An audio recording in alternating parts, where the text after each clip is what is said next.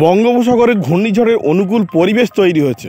শুক্রবার থেকে ভারী বর্ষণের পূর্বাভাস দিয়েছে আবহাওয়া দপ্তর পশ্চিমবঙ্গে। সঙ্গে ঝোড়ো হাওয়া জারি হলো সতর্কতা। আবহাওয়া দপ্তর কী সতর্কতা জারি করেছে, ঘূর্ণিঝড় কবে আছড়ে পড়তে পারে, সব বিস্তারিত জানাবো। আপনারা দেখছেন top Barasat news YouTube channel. সাগরে ঘূর্ণিঝড় তৈরির অনুকূল পরিস্থিতি তৈরি হচ্ছে। উত্তর পূর্ব বঙ্গোপসাগর সংলগ্ন উড়িষ্যা এবং পশ্চিমবঙ্গ উপকূলে ঘূর্ণাবর্তের জন্য দক্ষিণবঙ্গে বজ্রবিদ্যুৎ সহ বৃষ্টি শুরু হয়েছে গতকাল থেকেই। গোটা সপ্তাহ জুড়েই চলতে পারে এই বৃষ্টিপাত। তার মধ্যে আবার ঝড় বৃষ্টি নিয়ে নতুন পূর্বাভাস দিয়েছে আবহাওয়া দপ্তর।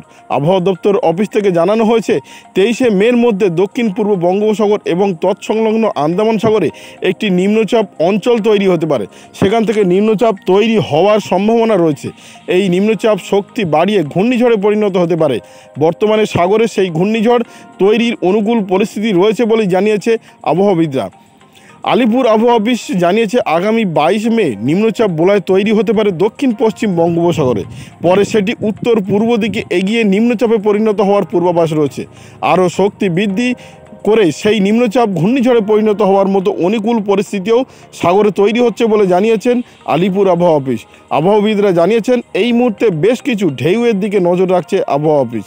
এছাড়াও সমুদ্রপৃষ্ঠের যে তাপমাত্রা তাও ঘূর্ণিঝড় তৈরির অনুকূল পরিস্থিতি রয়েছে। তবে বর্ষা ঘূর্ণিঝড়ের পথে বাধা হয়ে দাঁড়াতে পারে বলেও জানিয়েছে আবহাওয়া দপ্তর। ইতিমধ্যে আন্দামান সাগর এবং নিকোবর দ্বীপপুঞ্জে দক্ষিণ পশ্চিম মৌসুমী বায়ু পৌঁছে গিয়েছে, যার প্রভাবে দেশে বর্ষা শুরু করেছে। তবে মৌসুমী বায়ু ঘূর্ণিঝড় তৈরির পরে বাধা সৃষ্টি করতে পারে বলেও মনে করছেন আবহাওয়াবিদরা। অন্যদিকে আলিপুর আবহাওয়া অফিস জানিয়েছে শুক্রবার থেকে দক্ষিণবঙ্গের 2 চব্বিশ পরগনা এবং 2 মেদিনীপুরে ভারী বর্ষণ শুরু হতে পারে। মাঝারি বৃষ্টিতে ভিজবে দক্ষিণবঙ্গের বাকি জেলাগুলি। এই পরিস্থিতিতে আবহাওয়াবিদরা আগামী শুক্রবার থেকে মৎস্যজীবীদের সমুদ্র যেতে নিষেধ পর্যন্ত করেছেন।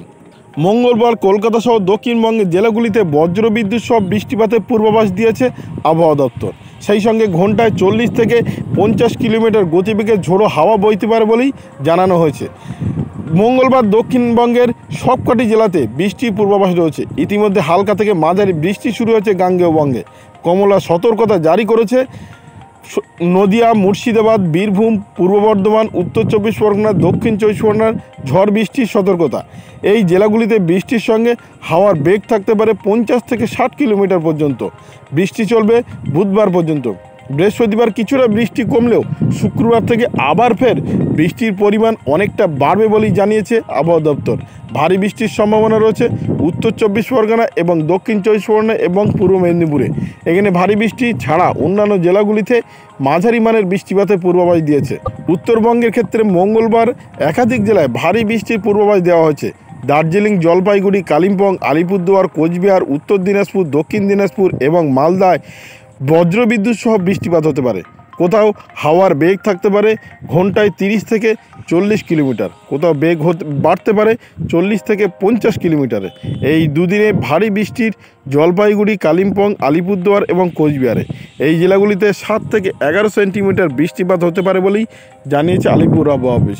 অন্যদিকে উত্তর ভারতের দিকে প্রত্যেকটি রাজ্যে এখন দহনে পুড়ছে। কোথাও 45 ডিগ্রি, কোথাও 46 ডিগ্রি তাপমাত্রা ছাড়িয়েছে। ইতিমধ্যে তাপমাত্রা ছাড়িয়েছে দিল্লিতে 46 ডিগ্রি। অন্যদিকে ভিডিওটি আপনার কোনো প্রকার উপকারে লেগে থাকে অবশ্যই লাইক, কমেন্ট, শেয়ার করবেন। সেই সঙ্গে চ্যানেলটি সাবস্ক্রাইব করার অনুরোধ রইল। সবাই ভালো থাকবেন, সুস্থ থাকবেন।